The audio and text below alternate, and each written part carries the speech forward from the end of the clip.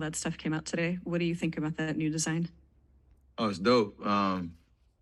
I've worked with Human before on some projects, and she designed a community center in Oakland that we refurbished like 4 years ago. Yeah, yeah. Um, and that was first project I seen. And I know she has an amazing portfolio, and to be able to design our jerseys, and obviously in terms of empowerment, women's empowerment, the story behind all the details of the jersey. It's loud, but it's pretty dope.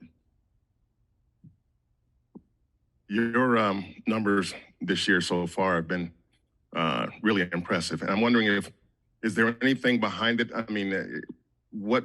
How do you, I guess, explain just how well you're playing right now? I mean, there's some people say it's a championship hangover of how our season started, but part of it is championship confidence of how the last year ended, how I was playing, the work I put in the summer, ultimate confidence, and just letting the game kind of come to you. Depending on how the defense is playing you, depending on what the game calls for, got to keep doing it so we can continue to hopefully get wins and as we continue to play better in all facets of our game. But it's not surprising. It's just what I expect to do. The 50-40-90 thing, you're obviously right there. Is that still something that you kind of, at least mentally, you look forward to? Absolutely. I always talk about efficiency and the standard that you set, especially as a volume shot taker and scorer. That's really hard to do. I went that once, but came close a couple of times. But it is something I strive for, just because what it takes to,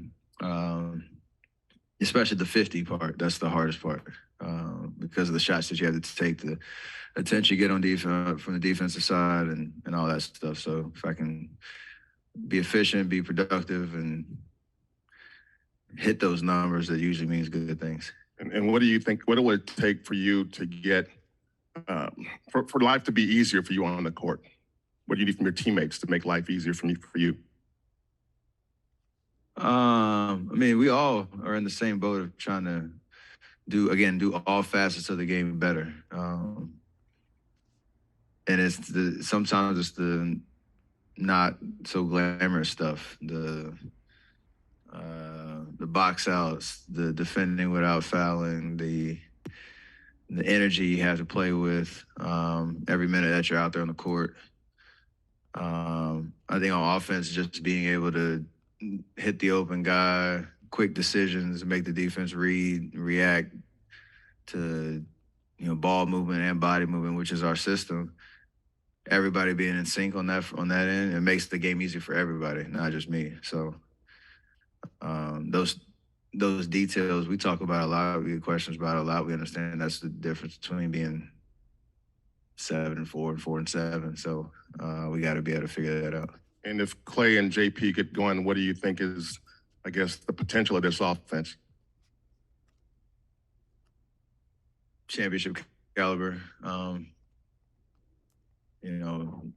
Kind of pick your poison type situation where you don't know where it's coming from. You have to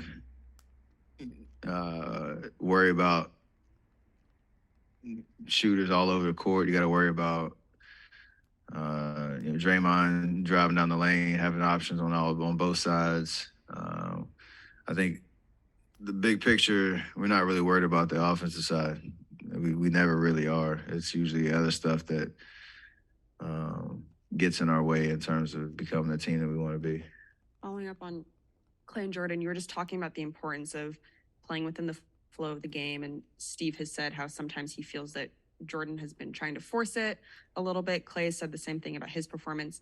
How do you not overthink what you're doing on the court, especially when you are struggling, and just take a step back, have that patience, and just try and let it come to you? Because it's probably harder than it sounds. It is, because we're all competitive. We're all extremely confident in our abilities. and you feel like you can always just will yourself out of anything. That's how we're built. I'm I get tempted with that all the time. Even the stretch in the middle of last season that I had, where you don't want to be afraid to take the next shot. You don't want to be doubting yourself when you have an open look. You don't want to be second guessing. Trying to be creative and force the issue a little bit, but showcase what you're really made of in terms of your skill set. And we're all kind of victims of that at times. But being really intentional about, again, just letting the game come to you, that means different things for different people. But it's usually when you make the simple play and the play that the game tells you to make, the ball finds the guys that are supposed to be taking shots. It's funny, me and Jordan were just laughing in 5-1-0. I wasn't even involved in a play. I just stood in the corner, put my hands out, and people realized on the other side that I was open. Obviously, nobody's guarding me. It's 5-0, but the ball came and found me, and I wasn't even part of the drill just because you look like you're ready. You let the game. It's a little kind of sign of just how the game works usually. So you got to trust it. You got to trust the way that we create shots. You got to, be okay if it doesn't lead to results right away, but that's usually how you get rewarded in the long run. You talked after the last game about instilling confidence in guys like Jordan and stuff when things aren't going their way. Do you feel like, I mean, I know he's an uber confident dude and he's competitive, but like, do you feel like his confidence is maybe taking a little knock just because he hasn't been seeing the results he wants? I mean, how he explains it, that's up to him in terms of the words that comes out. But I know it's somewhere in the middle of not being passive, but not trying to force yourself into situations and in the shots that just aren't there. So if it'd be different if you're talking about somebody that you weren't sure that could do it. Like we were all kind of talking around it a little bit just because we know he's capable of playing at a very high level, being an elite scorer in this league, putting a lot of pressure on defenses. They had a whole summer to scout him. They know what he likes to do, his tendencies and all that, and you have to evolve right along with that preparation now that other teams are putting on you. So embrace it. For him, that's the biggest thing. Embrace it. Even in my 13th year last year, I had a really rough shooting streak for almost 2 months. Everybody goes through it, but you can't lose your confidence. You can't become somebody you're not on the floor. So that's the challenge for him.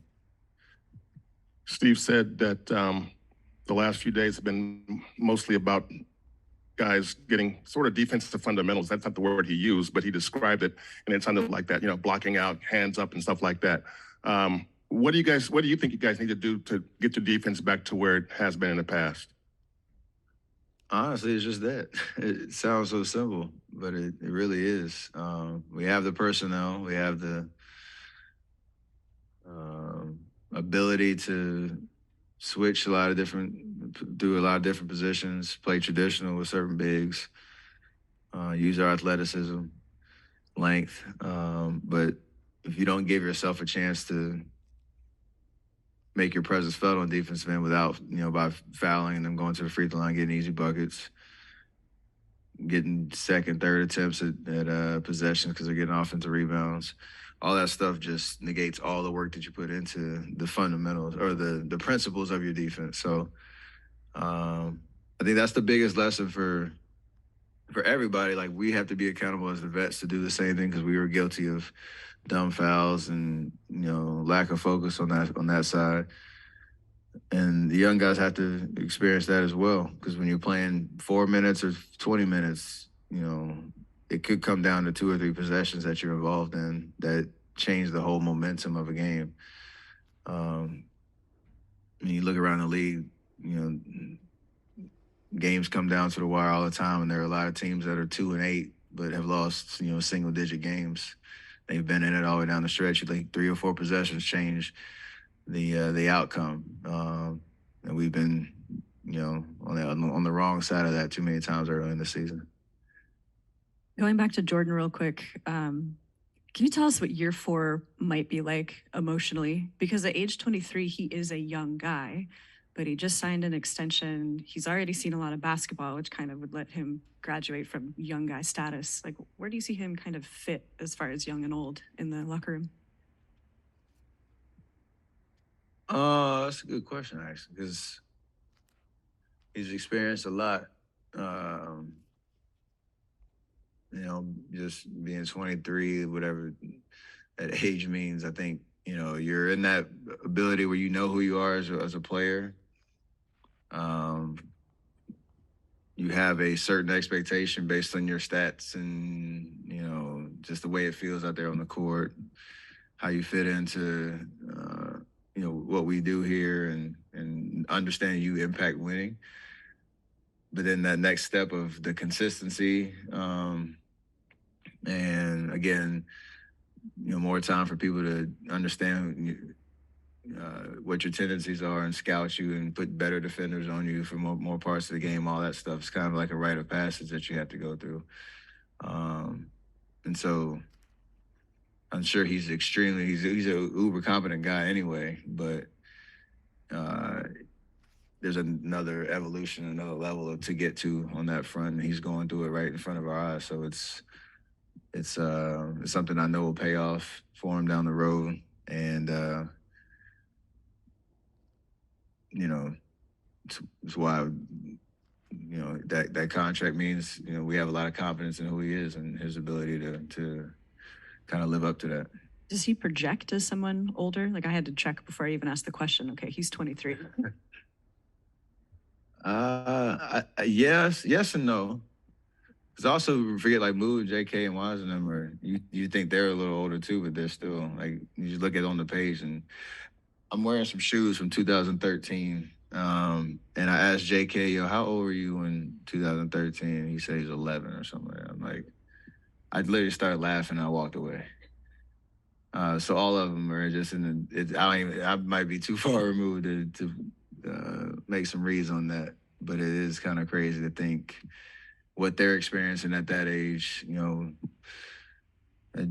Wise, I was moving out of my dorm at Davidson.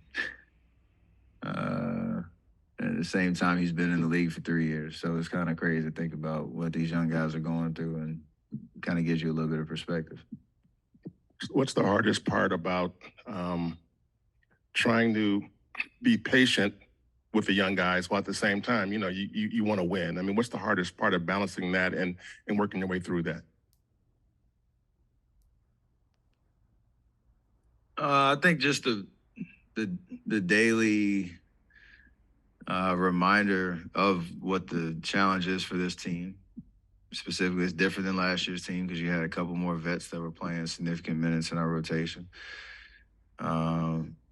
It's reminding yourself not to, lose hope that we're going to get there, and this team is going to be capable of the level that we want to be at come, April, May, June, and like again, it's for the vets to understand like we're not perfect by any stretch either. Like we've been playing well. The numbers say what they say, but there's another level that we can get to, and hold ourselves accountable to what that is. But then also doing everything in our power to lead by example and show the guys what to do, and also help them along by, coaching them up as best we can. Whether it's in the game and practice and the in-betweens. And, a lot's happening. We're only 11 games in. It's kind of just because you want it so bad, you feel all the emotions of the roller coaster that you're on. And so just trying to remember the big picture where we're trying to get to. And all that stuff will reveal itself in due time. We've all been through that. How important is it to bring Dante back into the fold and adding another veteran to the second unit, and also maybe starting to find a little bit more consistency, I guess, with the rotation and what that could look like moving forward? It'd be big because he understands how to play winning basketball. He showed a lot of positive signs before he got hurt, and he was brought in here for that specific purpose to, give us amazing depth, plug some holes as a ball handler, defender, scorer. play some significant minutes for us. So it'd be good to get him back, get his rhythm back, figure out what the rotations will be, with him available. And I know he's chomping at the bit to help us. He wasn't on the road trip, and so he knows he can help us play a lot better. And can't wait to see it happen.